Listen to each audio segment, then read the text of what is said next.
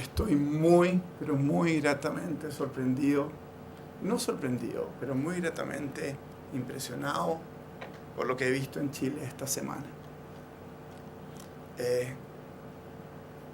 La reacción de nuestra sociedad, de nuestras instituciones, de nuestras autoridades. La reacción de la presidenta hace 2 días al nombrar la comisión que nombró muestra que somos esencialmente un país limpio. Somos un país sano. Cuando yo miro los casos de corrupción que se dan en otras partes del mundo, que son en magnitud múltiples de veces lo que ha ocurrido en Chile, con toda la gravedad que estos casos de corrupción conllevan, lo que más me llama la atención a mí es la falta de reacción de la población en esos países. Ese no es el caso chileno. Nuestra sociedad, nuestras instituciones han reaccionado. El sistema de anticuerpos ha reaccionado. Estamos pasando por un periodo de fiebre. Es cierto, un periodo difícil, pero el sistema inmune está funcionando. Y esto es muy sano, es muy diferente a lo que vemos en la región y en otras partes del mundo. Sin ir más lejos, nuestros vecinos argentinos. La presidenta argentina es acusada de haber comprado enormes extensiones de terreno de la Patagonia, hoteles en la Patagonia, hoteles en algunos lugares más maravillosos del mundo que son de su propiedad a precios irrisorios.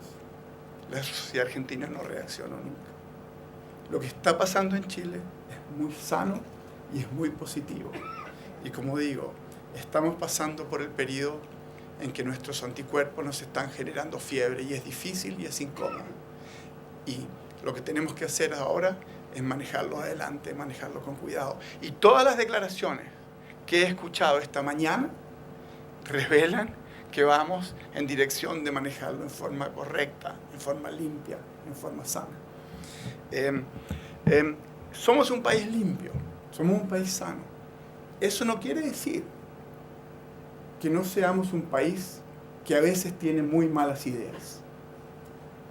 Y en el último año y medio hemos visto muy malas ideas en la agenda institucional, económica de Chile. Es importante que lo hablemos con claridad. Es importante que seamos honestos y eso es lo que yo voy viendo. En este contexto, antes de referirme a Chile, voy a dar una pasada rápida por cómo se ve la economía mundial. Es, honestamente, para un economista que viene siguiendo esto desde hace mucho tiempo, es un periodo fascinante. Enormes divergencias. Cosas que nunca nos imaginamos que íbamos a ver. Están todos ocurriendo. Déjenme empezar con, como hacemos todos los expositores, con algunos de los gráficos. La economía mundial está creciendo a tasas más o menos históricas, a lo mismo que ha crecido en los últimos 20 años, ni más ni menos, velocidad crucero, pero con grandes diferencias. Como dijo el presidente del Banco Central, Europa prácticamente no crece, aunque en el corto plazo las condiciones son mucho mejores. Los europeos se benefician mucho de 2 impactos. Uno, el petróleo, mucho más que Estados Unidos, es un neto positivo completo para Europa. Y número 2, las enormes inyecciones de liquidez que se vienen. El QE del Banco Europeo, eso va a apoyar mucho los mercados financieros europeos en el corto plazo. Estados Unidos viene con una recuperación sólida de hace ya 7 u 8 años, con una economía dinámica, con todas las fuerzas schumpeterianas creativas de un proceso de creación destructiva muy, muy intenso, empleos destruyéndose, nuevos empleos creándose, empresas que mueren, empresas que nacen, una economía vigorosa y muy flexible. Asia, con una desaceleración china, que si se incrementa, si China empieza a desacelerarse más, vamos a empezar a pasar por muchos sustos financieros. Yo les voy a mostrar algunas cosas de por qué. Y la gran diferencia en Asia, por primera vez desde 1976, cuando muere Mao Zedong y empieza la incorporación del capitalismo a China, por primera vez India supera a China en crecimiento. Cuando miramos los mercados emergentes, no hay historias buenas.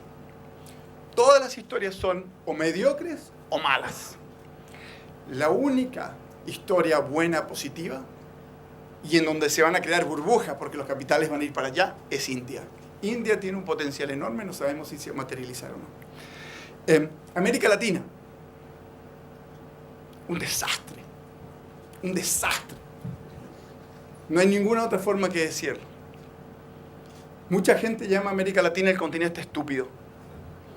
Somos probablemente el continente con mayores recursos naturales del mundo. Recursos humanos extraordinarios, a todo nivel, de elites, de todo tipo. Clima, tenemos cosas que otros no tienen. Agua, tenemos energía. Y el siglo pasado fue el siglo de Estados Unidos, el siglo de Europa. Este es el siglo claramente de los asiáticos. América Latina, cuando uno mira América Latina, desde Estados Unidos, desde Europa, desde los inversionistas, somos un continente que ha estado marginado en la creación de las enormes corrientes tecnológicas, de las corrientes financieras. Somos conocidos ¿por qué? Por jugadores de fútbol. ¿Destacamos en qué? En commodities. Comida, la comida mexicana, la comida peruana. Somos destacados ¿por qué? Por la música. Y estuve mirando otros de los récords por los que somos destacados. El vino, aunque no los franceses o los europeos dicen que no, pero igual, nos destacamos por el vino. Bueno, yo le voy a decir en qué América Latina está muchas desviaciones estándar sobre el resto del mundo desarrollado. ¿Saben en qué? En el número de constituciones de nuestros países. En donde periódicamente creemos que tenemos que romper lo que teníamos del pasado y empezar con algo nuevo. Inglaterra no tiene constitución. Nueva Zelanda no tiene constitución. Hong Kong no tiene constitución. Estados Unidos, una constitución en su historia. Dinamarca, países que tienen una constitución en su historia. Canadá, 2. Empecemos a acercarnos a los países ya un poquito más que les gusta la salsa, aunque algunos estén en Europa. Grecia, 13. Ecuador, 20. Venezuela, 26. Haití, 30. República Dominicana, 32. Esto es un mal de América Latina, donde periódicamente queremos borrar el pasado, hacer cuenta nueva y empezar de cero. Esto lo digo obviamente, ¿por qué? Porque cuando dije que en Chile había malas ideas, hemos entrado en un campo de debate en donde yo temo que las malas ideas se consoliden de una forma que tengan impacto negativo por muchos años. Voy a seguir y me voy a meter un poquito más después de lo de Chile. Voy a empezar por la cosa, lo más notable cuando uno vive en Estados Unidos. Lo más notable para alguien que está en los mercados financieros es, en el mundo desarrollado, a diferencia de los mercados emergentes, la inflación. Estamos con deflación. Yo crecí con el temor de inflación, incluso en Estados Unidos. Había inflación. Deflación. No hay inflación. Y se debe por fuerzas que van a estar por mucho tiempo. Y voy a mostrar un poquitito más adelante. Vamos a ver si esto no funciona. ¿Cómo no? Ahí. Muy rápidamente, el crecimiento en el mundo. Ustedes ven dos líneas, ¿no? Ahí ven la línea de arriba es el crecimiento de los países emergentes, la línea de abajo es el país de los países desarrollados. Los países desarrollados están creciendo un poquito más rápido que lo que ha sido el promedio de su historia. Los países emergentes se están desacelerando. Se está desacelerando China y se está desacelerando América Latina. Los países emergentes se están desacelerando. Ahí estamos. Esto es lo que yo les iba a mostrar con respecto a la inflación. Hay deflación. Hay deflación en obviamente, los países como Grecia. Grecia está pasando por una crisis enorme y les voy a hablar un poquitito de Grecia y de cómo yo creo que va a terminar eso. Y pueden ver, toda Europa está en deflación. Y las fuerzas de la deflación, si bien no las tenemos muy claras, tienen que ver aparentemente con presiones demográficas, tienen que ver con enorme endeudamiento de estos países que se están desapalancando en forma muy rápida, tienen que ver con, también con bajo crecimiento, tienen que ver con una serie de fuerzas, pero están con los bancos centrales de Japón, Europa y en menor medida Estados Unidos, están todos luchando contra la deflación, le tienen terror a la deflación. Es más difícil salir de una deflación que controlar una inflación. Lamentablemente, esto no me quedó muy bien, estas líneas. Lo que yo les mostraba aquí era el crecimiento de la población de Estados Unidos, de Japón y de Alemania. Japón está con un claro descenso de su población y con un muy marcado descenso de la población laboral, la gente que trabaja. Yo he comentado en otras exposiciones, a mí siempre hay un dato que me impactaba. En Japón se venden hoy día muchos más pañales para adultos que para guaguas. El cambio en la población de casas de 2 piezas a 1 pieza ha generado enormes presiones en el mercado de la vivienda en Japón. Porque no hay suficientemente gente que necesite 2 piezas o 3 piezas. No hay. Menos muebles, menos alfombras, menos todo tipo de cosas. Y esto acompañado con las tasas de interés muy bajas está creando problemas pero enormes. Así que el problema demográfico que tiene Europa, que tiene Japón y que no tiene Estados Unidos. Miren cómo sigue creciendo la población americana. Una parte es inmigración y otra parte también el crecimiento endógeno. Pero el problema demográfico de los países desarrollados es algo que no entendemos muy bien cómo va a impactar el resto de la economía. Recién están empezando a salir papers del impacto deflacionario, el impacto de tasa de interés, un montón de cosas. Pero esto es una fuerza que está aquí para quedarse y se va a poner más complicada. Miren ustedes, ¿qué es lo que tengo aquí? Aquí lo que ven ustedes es la tasa de interés a 5 años en estos países. Básicamente, la tasa de interés de equilibrio en el mundo ha venido cayendo ya por hace 30 años. Y como pueden ver, la tasa de interés a 5 años en gran parte en Europa y en Japón es 0. Esto es un problema muy grande. Es un problema muy grande para los jubilados. Es un problema grande para las compañías de seguro, para los fondos de pensiones. Tasas de interés 0. Esto es otra manifestación de las fuerzas deflacionarias que existen en el mundo y que nosotros en el mundo desarrollado, en los países emergentes, no sentimos. Esto es, para mí, increíble. Aquí lo que yo tengo son las tasas de interés a 3 años de un grupo de países. Pero más importante que este gráfico, hay un dato que a mí me impacta, que refleja la dinámica de inflación, tasas de interés, mercados financieros. Cuando nosotros tomamos todo el stock de bonos de gobiernos de los países de la eurozona, todo, completo, el 50% de ese stock de bonos tiene tasas de menos de 0, negativo. El 50% de stock. Es decir, las compañías de seguro, los fondos de pensiones, los bancos, tienen que pagarle al Estado para prestarle plata. Esto es algo nuevo, que no entendemos muy bien, y que en Europa se va a agravar. Acaba de empezar en marzo lo que se llama QE, Quantitative Easing. ¿En qué consiste? Los europeos, el Banco Central Europeo va a comprar 60.000 millones, el equivalente en dólares, de bonos de los gobiernos de la eurozona. No hay. Esto es equivalente al 7% del PGB de estos países por año. 7%. El déficit fiscal promedio de la eurozona es 2,5%. O sea, van a comprar todos los bonos que emitan los gobiernos y tienen que salir a comprar más. Va a ser muy difícil. El mercado financiero europeo es diferente al mercado financiero americano, en que las empresas americanas tienen una historia de financiarse con bonos. El mercado de bonos corporativos de Estados Unidos es el más grande del mundo. Las empresas europeas se financiaban con préstamos. Es por eso que los bancos europeos están mucho más apalancados que los bancos americanos y les ha costado mucho el ajuste post-crisis. No hay bonos en Europa. Y no está claro cómo van a conseguir comprar esos 60.000 millones de dólares al mes.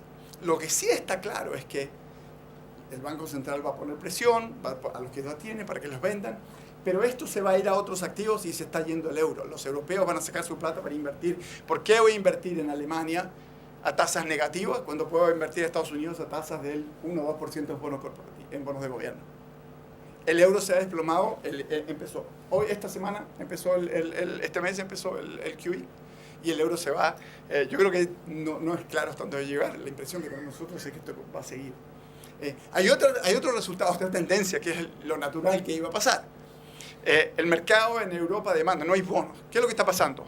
Las empresas americanas, todas, están yendo a Europa, emitiendo Europa a tasa cero y haciendo el swap de monedas para quedar planchados. Gran parte de la emisión de bonos que se necesita en Europa por la demanda la van a satisfacer las empresas americanas. Eso ya está empezando a pasar. Déjenme muy rápido. Esto es muy nada que ver, voy a hablar un par de palabras sobre Europa. La crisis fue en el 2008, el peor año 2009. Aquí lo que yo les muestro es qué es lo que ha pasado con el PGB de algunos países desde diciembre del 2007, antes de la crisis. Grecia, el PGB griego está casi 25% por debajo de donde estaba a fines del 2007. Miren Italia. Voy a hablar un poquitito sobre cada uno de esos países para contarles en qué se diferencian. Y, por supuesto, el otro lado, Canadá, muy impulsado, igual que México, otros por Estados Unidos. La economía americana ya está casi 10% por donde estaba antes de la crisis. Déjenme hablar un poquito sobre Grecia y sobre lo que estaba ocurriendo en Grecia. Los griegos implementaron probablemente el ajuste más grande que, salvo Rumania, que yo haya visto en mi vida. Ellos tenían un déficit de cuenta corriente alrededor del 15%, algo parecido en las cuentas fiscales. Por supuesto, ellos habían mentido en sus cuentas públicas, habían dicho que el déficit era menos, descubrimos todos que era en el 2009, que era mucho, mucho más alto, y empieza en un ajuste muy, muy, muy violento. Este ajuste consiste en dos partes. Por una parte, el bajar el déficit fiscal, tratar de instaurar una cultura de recaudación impositiva que prácticamente no existía en Grecia, ajustar el gasto en cierta medida y muchas medidas de reformas estructurales. En el intertanto, los europeos los iban a seguir financiando para que el ajuste no fuera mayor, para que los bancos griegos no quebraran, para que las empresas pudieran seguir teniendo acceso.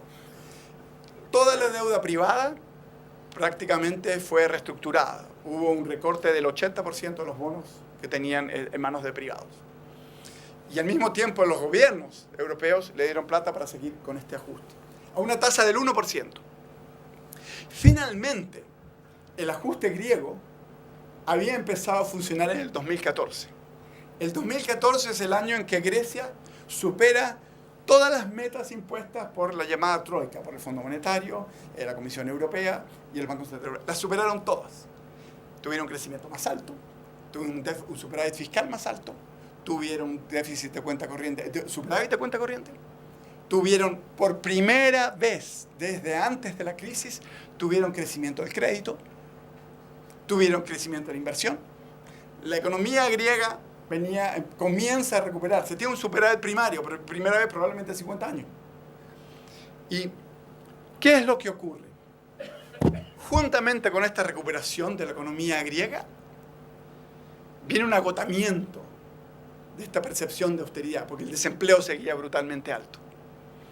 Y sale electo ahora este gobierno Syriza, que tiene una campaña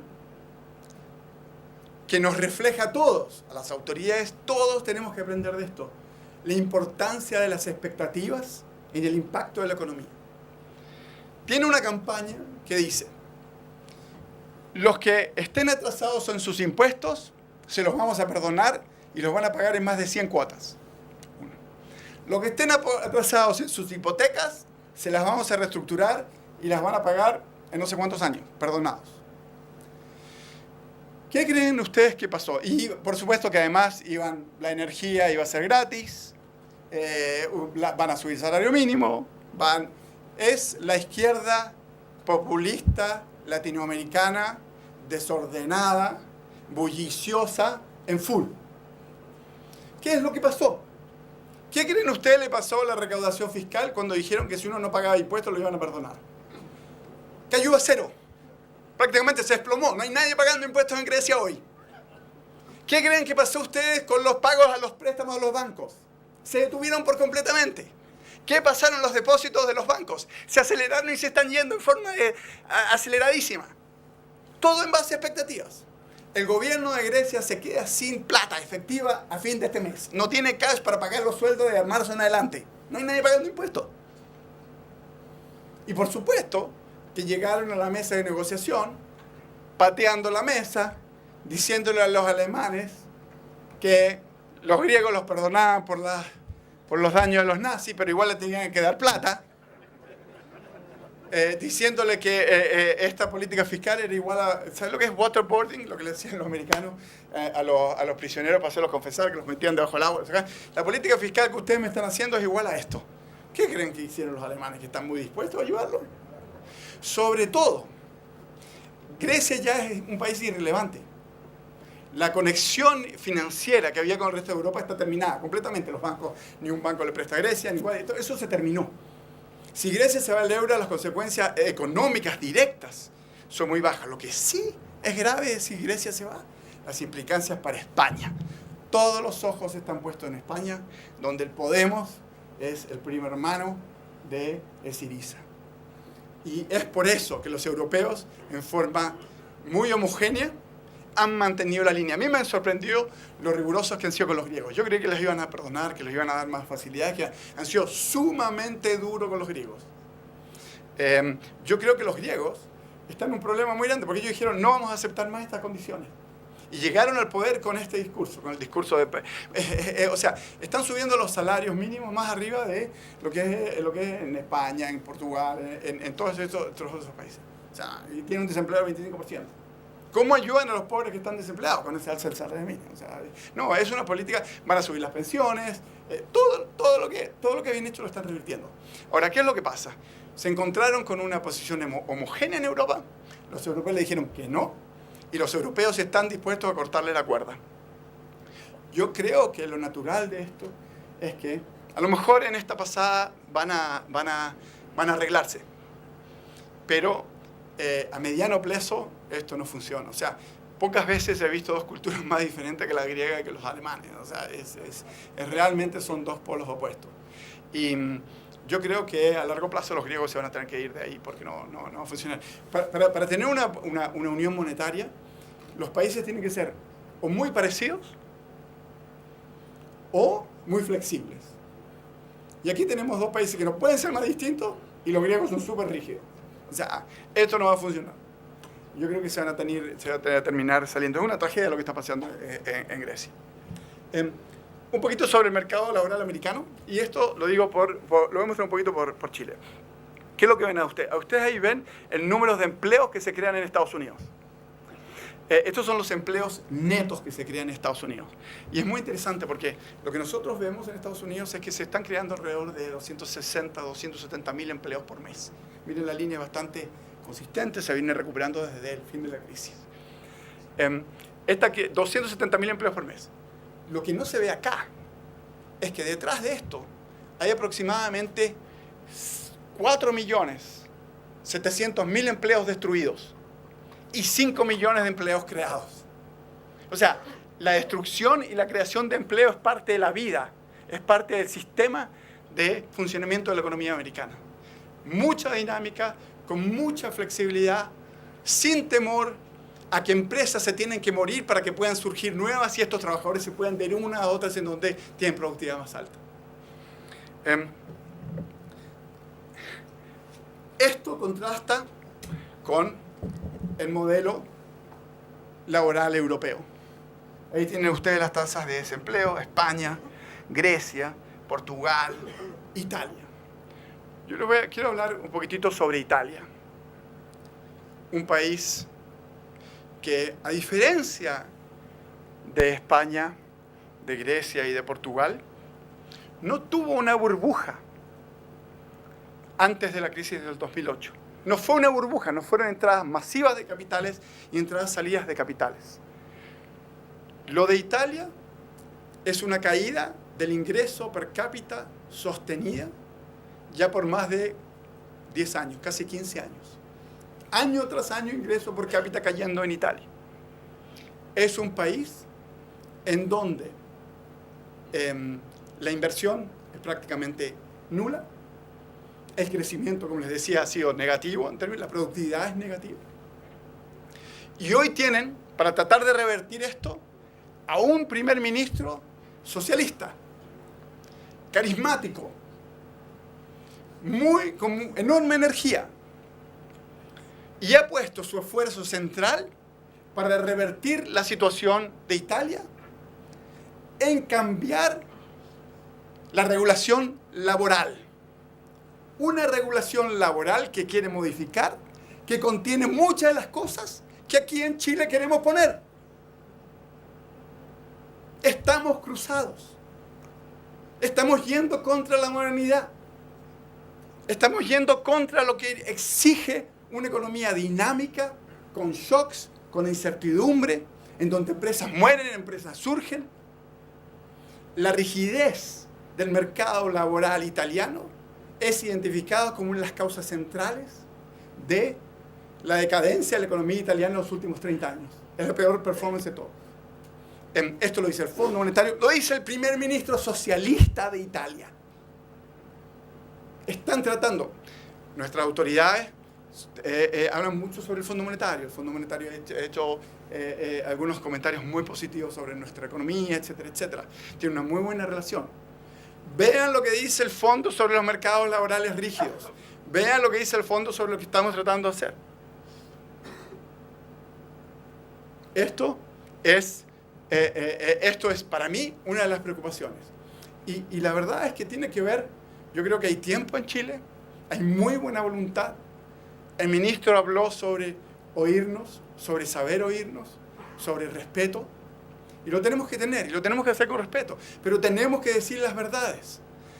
Desde mi punto de vista, con mucha humildad, de todas las cosas que están pasando en Chile, cuando yo mire los próximos 20 años, la principal preocupación para nuestro país que veo en este momento es las propuestas de la reforma laboral.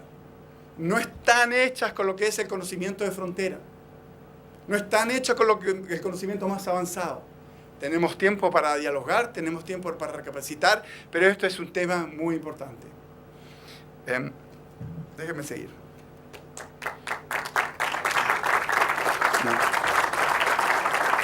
Gracias. Déjenme... Esto es muy rápidamente. Una de las cosas curiosas que está pasando en Estados Unidos, la participación de la fuerza laboral. Yo les decía, la participación ha caído. No se sabe muy bien por qué. Hay un proceso demográfico.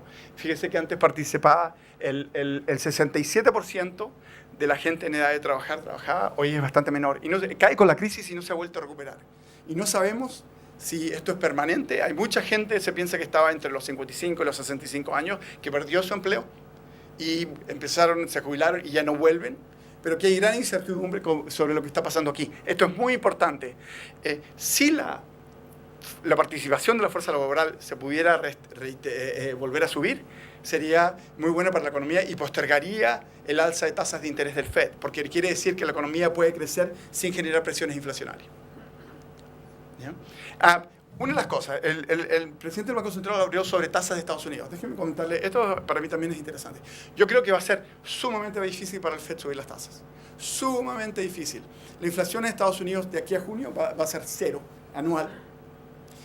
Y están con un dilema muy complicado. Ellos tienen dos objetivos de política. Un objetivo es la inflación y el otro objetivo es el desempleo. Tienen estos dos objetivos. Siempre se pensó que el problema iba a ser ¿qué hará el FED cuando tenga inflación alta y, y desempleo muy alto? Porque si la inflación es alta, requiere subir las tasas, pero si el desempleo es muy alto, no requiere. Pero está en la disyuntiva opuesta a lo que todos pensábamos que iban a tener. El desempleo está muy bajo, pero la inflación todavía está más baja. Entonces, subir tasas en un ambiente donde la tasa de inflación es 0, hay mucha gente que los va a criticar.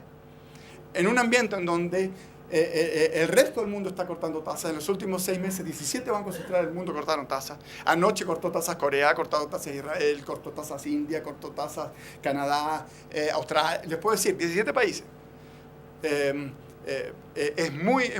Va a ser muy difícil para el FED. Esto lo que les muestro acá es una definición más ampliada del desempleo americano. Lo que se incluye ahí, lo que se llaman ellos Unemployment 6, no solamente la gente que, que está trabajando, y incluye aquí también a la gente que está trabajando part-time, a media jornada, y que le gustaría trabajar full-time, y gente que dejó de buscar trabajo porque no encontró. Cuando incluimos estas dos categorías, vemos que el desempleo, por lo menos en términos históricos, todavía es más alto. A pesar de todos los empleos que se han creado en Estados Unidos, cuando incluimos estas dos categorías, y Janet Yellen, la presidenta del Federal Reserve, lo menciona constantemente.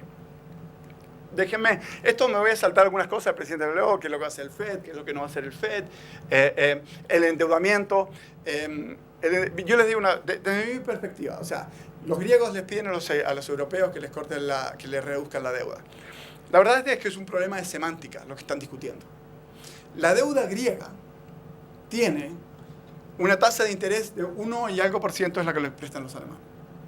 Si le siguen cobrando 1 y tanto por ciento, los griegos lo podrían pagar sin ningún problema. O sea, ese número es mentiroso en cierta forma, que es lo que dicen los alemanes. Pero los alemanes políticamente no quieren decir, o sea, los alemanes dicen, ¿saben qué? Le podemos rebajar la deuda a la mitad. Y en vez de cobrarle 1%, cobrarle 3%, y van a estar peor. Entonces, esa es la pelea. La pelea es muy, muy, muy de semánticas. Ese número, eso en un número no esconde lo que es el esfuerzo. La deuda, la tasa de interés es muy. Y ahora, de aquí a agosto, los griegos tienen que pagar con 11.000 millones de dólares. No los tienen. Si no llegan a un acuerdo, viene la corrida bancaria. Los griegos están en una situación muy, muy, muy, muy, muy grave. Otro país, Italia. Lo grave del caso italiano es que el nivel de endeudamiento sigue creciendo paulatinamente, la demografía es mala. Los italianos, yo veo dos casos para ellos. Uno, el caso más benevolente, más positivo, y es que sean como Japón. Japón tienen grandes ahorros, siguen pagando la deuda porque hay mucho ahorro, no crecen, pero la población vive moderadamente bien, en un declinaje permanente, pero tranquilo, sin crisis. La otra alternativa a Italia es creo que les pase lo que le pasó a Detroit. Para que ustedes sepan, Detroit en un momento fue la ciudad más vibrante de manufactura de Estados Unidos, en donde están todas las empresas automotrices.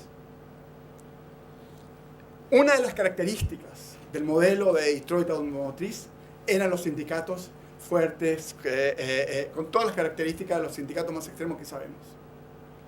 Hoy en día, Estados Unidos está produciendo la cantidad más alta de autos de su historia. Y prácticamente no produce autos en Detroit. Detroit está quebrada. Se fueron todas las empresas. Y los producen en el sur de Estados Unidos. Ese es el caso negativo que yo veo para Italia, si es que hay una salida todavía más rápida de las pocas inversiones. Se están empezando a producir empresas que se van de Italia y se empiezan a registrar en otras partes del mundo. Pero lo de Italia es sumamente complejo. Vamos a ver si Renzi tiene la capacidad para darle vuelta a las enormes reformas que está haciendo. Obviamente es enemigo número 1 de los sindicatos en este momento. Pero las posibilidades de que tengan un aterrizaje más sano, que puedan estabilizar la deuda y empezar a crecer, depende mucho de él. Un poquitito de América Latina. Yo aquí difiero un poquitito de la presentación del presidente del Banco Central, que dijo que habíamos ajustado el déficit de cuenta corriente, que ya estábamos muy bien, etcétera, etcétera. Perdón, voy a corregir más preciso, que no se veían grandes riesgos por el sector externo. Y es cierto, nos hemos ajustado. Pero en gran medida el ajuste se debe a una caída enorme en la inversión. Nuestra inversión cayó. Y el otro punto es que nosotros somos un país que por un conjunto de razones que voy a decir rápidamente, estoy hablando muy largo ya, necesitamos más ahorro. Esto refleja que no estamos ahorrando lo suficiente para cubrir el poco inversión que tenemos. Necesitamos más ahorro.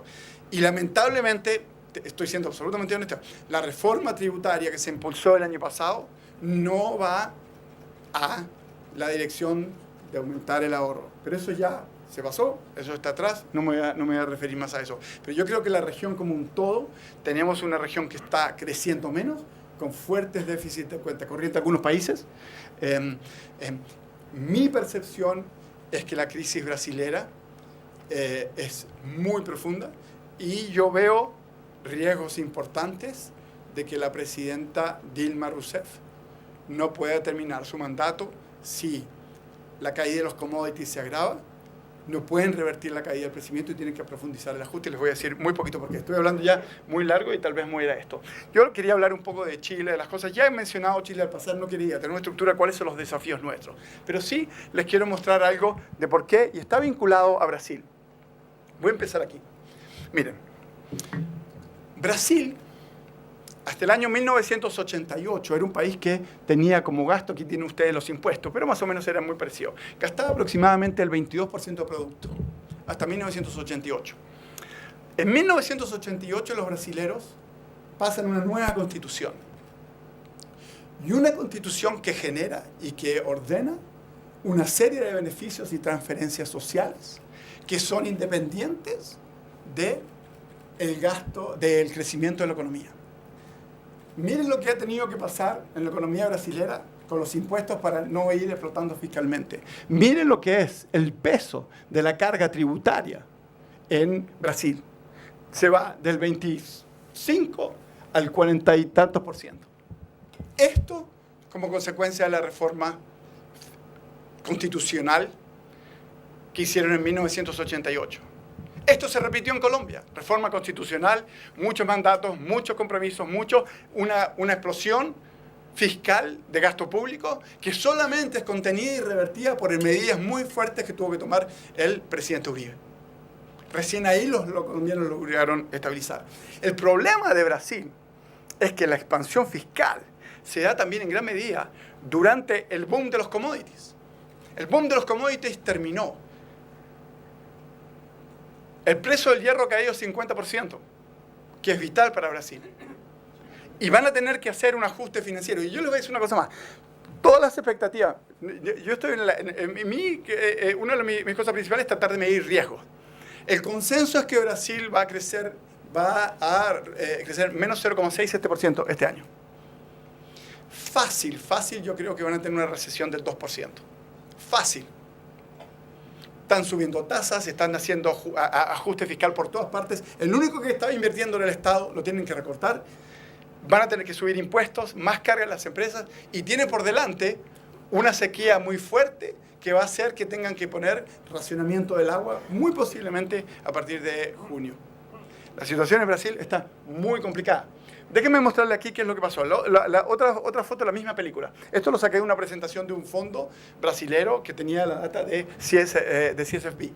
Él lo que tiene acá es, miren lo que pasó, donde ven ustedes producción industrial desde el 2002, ha crecido algo, el producto Real GDP ha crecido algo, y miren los beneficios sociales y las cuentas y las ventas del comercio.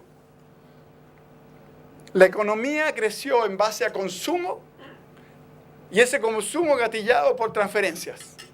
Y esas transferencias apoyadas en una carga tributaria que crecía y crecía y crecía, ordenada por la Constitución.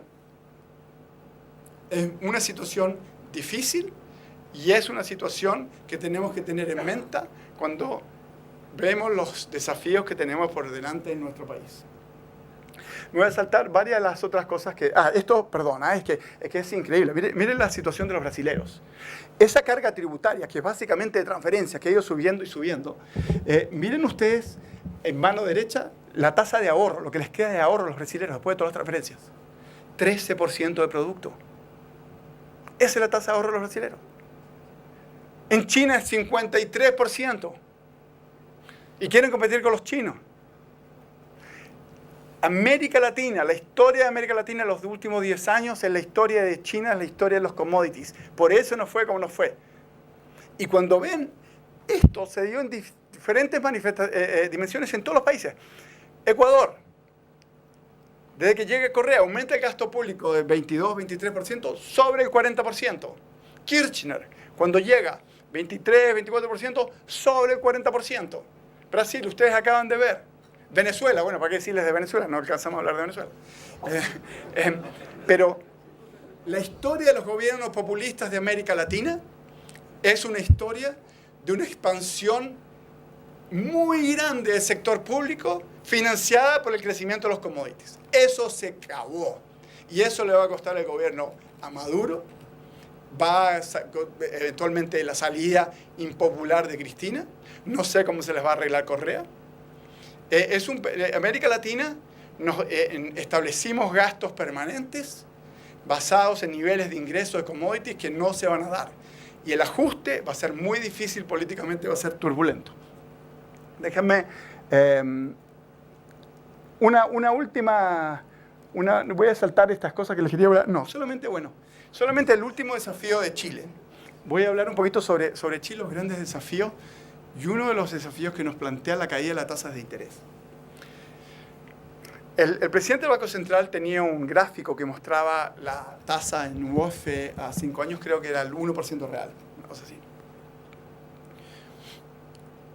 Esto es extremadamente preocupante para el futuro de todos los que nos vamos a jubilar y tenemos que extraer un flujo de esos ahorros. Cuando el sistema de pensiones se crea en Chile, en donde se contribuye el 10% de los salarios, la tasa en UF era aproximadamente del 7%, 7,5%. Cristian debe saber mejor que yo, 7,5%. Si yo me jubilaba con una, no sé, yo pienso en dólares, lo voy a decir, perdón, es verdad. Si yo me jubilaba con $100,000, ¿no es verdad? El 7% son $7,000 anuales, eso me genera un cierto flujo.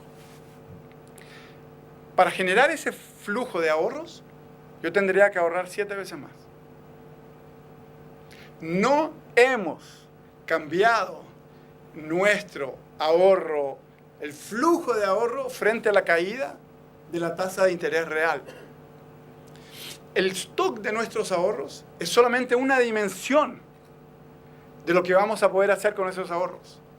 Lo que transforma estos ahorros en un flujo de ingresos es la tasa de interés. Y la caída de la tasa de interés implica que si queremos mantener el nivel de vida, tenemos que ahorrar mucho más. Y no he escuchado, me parece totalmente ausente, una discusión sobre cómo aumentar la tasa de ahorro. Mi impresión es que crear una AFP pública, todas esas cosas, no van a mejorar la tasa de ahorro. Eso es una discusión que tenemos pendiente. Voy a dejar de hablar ahí y bueno, muchas gracias por la invitación y por escucharme.